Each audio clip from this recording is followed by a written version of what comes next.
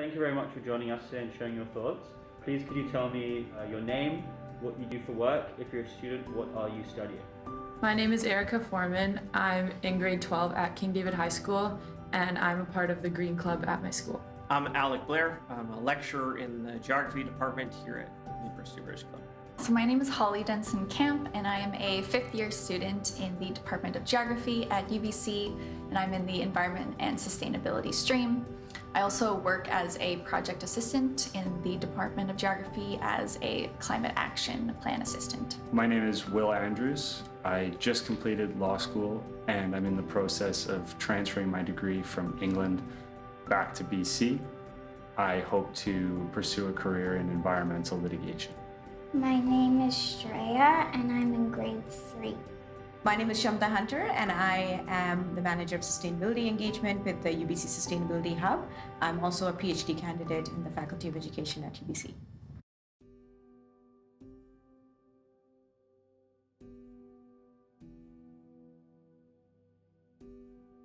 I think if I had to come up with an answer, I'd say it's seen better days in terms of the richness of biodiversity and the conditions in which that biodiversity is able to exist, including our own species, and in terms of the climate system right now, which is experiencing a lot of change. I would call it a crisis or an emergency because I think that it is something that needs to be acted on immediately and that we can't just wait around about it anymore, which is something that you would say requires an emergency response, such as a fire. You need to act right away to put out the fire. And I would say that is the state of our climate right now. I think fundamentally, in one word, say complex, certainly in more words could say uncertain and maybe tenuous if you're coming from the perspective of the stability that we've enjoyed as human beings for, well, as long as we've been able to enjoy it. And I think that from a larger perspective, of course, the planet is resilient. There's the opportunities for novel arrangements to come out, but I think, there's a bit of tenuousness to the complexity that we come to characterize these systems right now. When I think about the state of planet, I guess conflict comes to mind. Social, economic, political, environmental conflict. But I also think about all the resources that we have as humanity, how well connected we are with each other, how close we are with each other because of technology, how privileged we have become over the past few decades in terms of where we have come, in terms of resources and resource use, and how easy that makes our lives.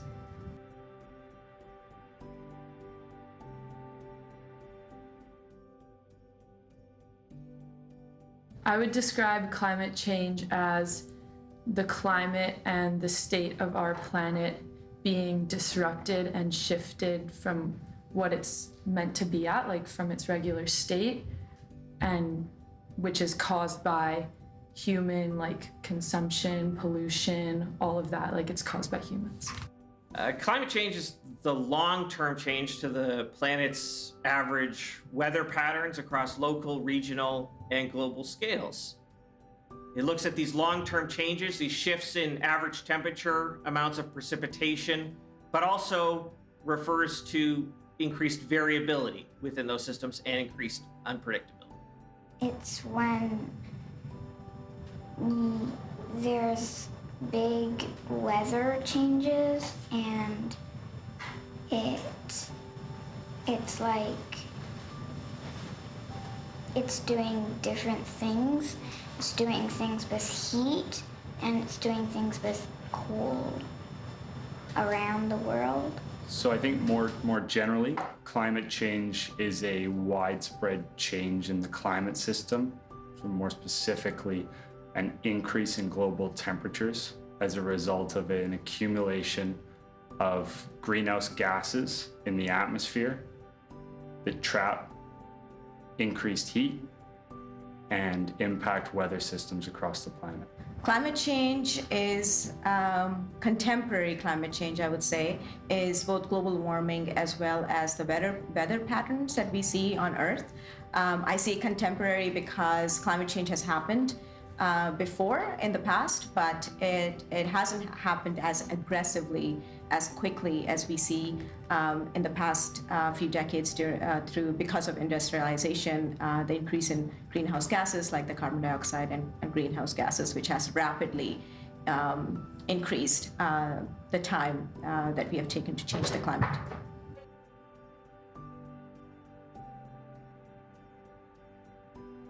What comes to mind for me is just like sort of fear of the unknown and like having absolutely no idea what the future is going to bring, because we know that like climate change is not doing anything positive for our planet, and but we have no way of predicting what actually is going to happen. We just know it's not going to be good.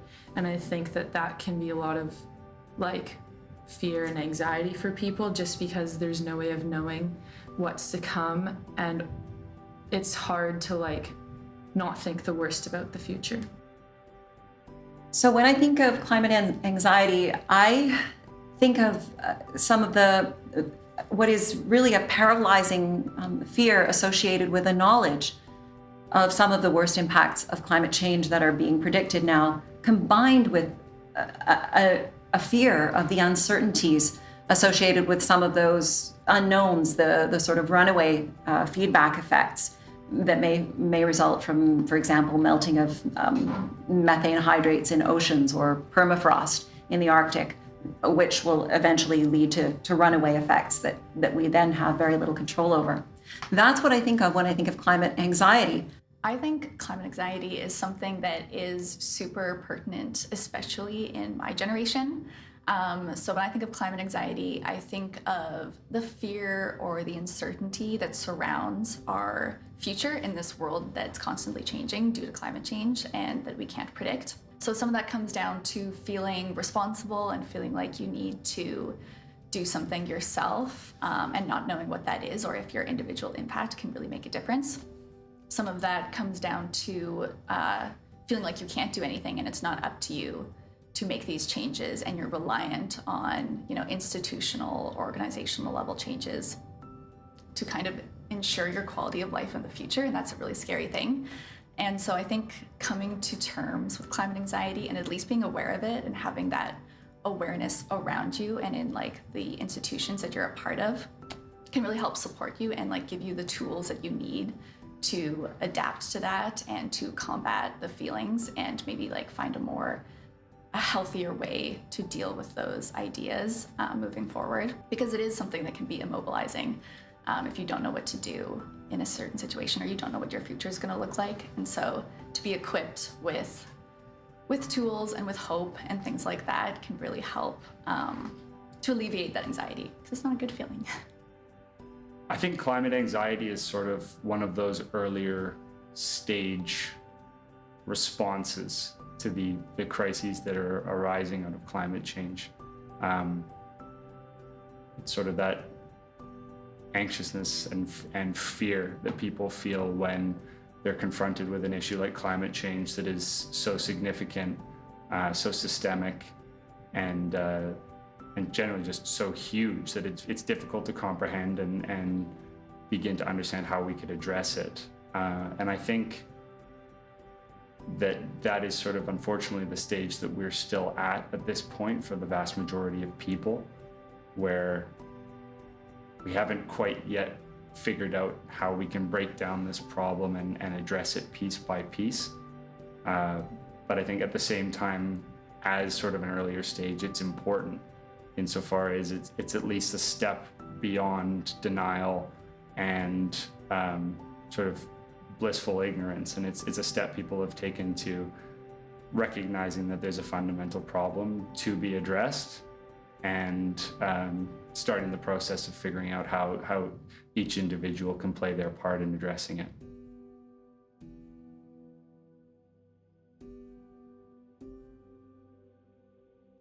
I think we could use our fear as a tool, as a motivator, to make those personal small changes that we can do in our everyday lives, but also take bigger changes at the organization level, at the political level, at our city level, through writing emails or letters to your politicians, to your mayors or MPs. So I think it could be a really good tool to act and motivate changes. I think it's important to try to shift some of our fears into ideas of hope. Hope is a really powerful tool to create change. Fear and guilt are some of the things that are actually very unsustainable if you're trying to make a difference in your life or to encourage others to make a difference. If you're motivated by fear or guilt, it's going to be likely pretty short-lived. And once you've done maybe a very basic level of change, you might feel those feelings of guilt relieved and you kind of take the pressure off. But if you're motivated by something like hope and you can kind of try to turn your fear into hope, that's a much more sustainable course of action and a way that you can use your feelings to guide you in the right direction and to try to encourage others around you too, because it's not going to be, you don't want to be fear-mongering and have all the people around you scared because of what you've told them. It's a much better idea to try to take those feelings, adapt them. The question says a lot, that we can't insulate ourselves from the knowledge of these kinds of impacts.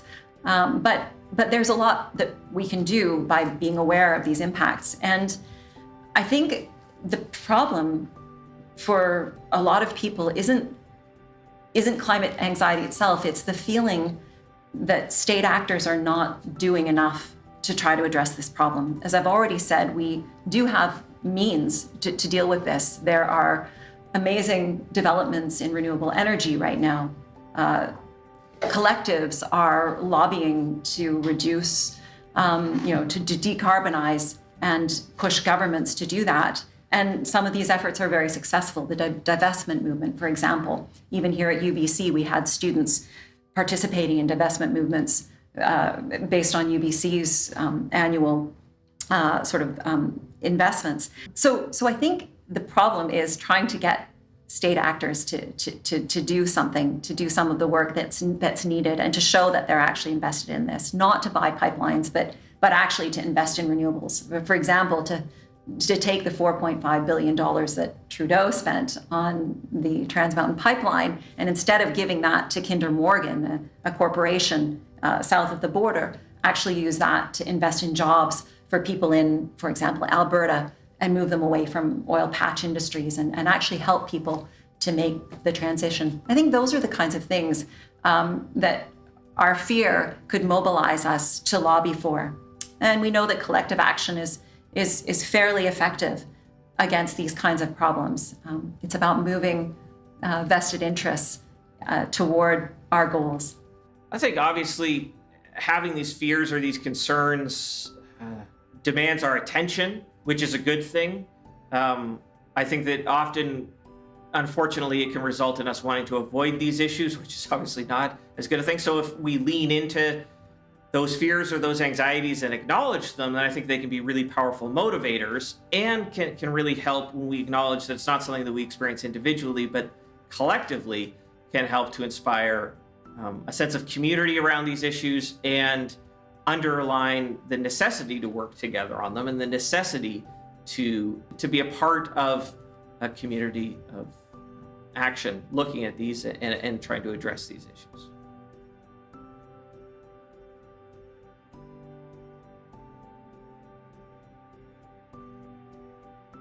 I think that such a fundamental piece of our effort to counteract the effects of climate change is that first stage of awareness. And I think that as a result, any art, videos, or pieces which raise awareness, get people to engage with the issue and think critically about the issue are very, very important and valuable. I think that that's particularly true for people who are living comfortable lifestyles and who are to a degree sheltered from the detrimental impacts of climate change, because there aren't those day-to-day reminders for those people of what's going on, essentially, the changing weather events or whatever it is. And I think that for those people in particular, those reminders through art, through videos, through sort of targeted education towards climate change are fundamentally important, because without them, those people may be going day to day without being forced to think about issues of climate change, think about the changes they should be making in their day-to-day lives, think about the causes they should be supporting. I think creative expressions are one way that have been highlighted in research as one good response and outlet especially for students and youth to express their anxiety and fears related to climate change. So videos such as this one, but also other forms of art, creative expressions could be a really good form of meditation and also an outlet for expressing the anxieties that are being felt because of climate change. I think that there's lots of avenues that can be utilized outside of traditional sort of lecture or reading-based access to information and education pathways to address climate change or climate change concerns. Things like art, things like videos, podcasts, films, any of these provide really important opportunities to address and confront these issues from a slightly different perspective. They have the advantage of being accessible often in a way that sort of formal academic materials or formal academic delivery might not be. They have often a very welcoming type of approach that invites an audience to engage with it and to express their own opinion or to form their own ideas about these challenging topics. So I think that it provides this sort of alternate perspective that's so needed, that isn't necessarily the same type of logical, scientific foundation that's of course very important, but provides sometimes a little bit more of an emotional way in or a creative way into thinking about and imagining, and also really accepting or understanding some of the realities that we're a part of and living through. I think projects like this are really important. I think education is the first step, because honestly, people can be so misinformed, and not even just misinformed, but like just have genuinely no idea about what's happening in our world and our climate. And I think that when you start with education, people know the facts, and at that point they can make the educated decision on what they want to do with that. But when they know nothing, they're going to be no help at all, because they can't do anything if they don't know anything. So I think that videos like this and education and art really should be the first step in trying to get more people involved, because I think there's no point in trying to act if you're not educated.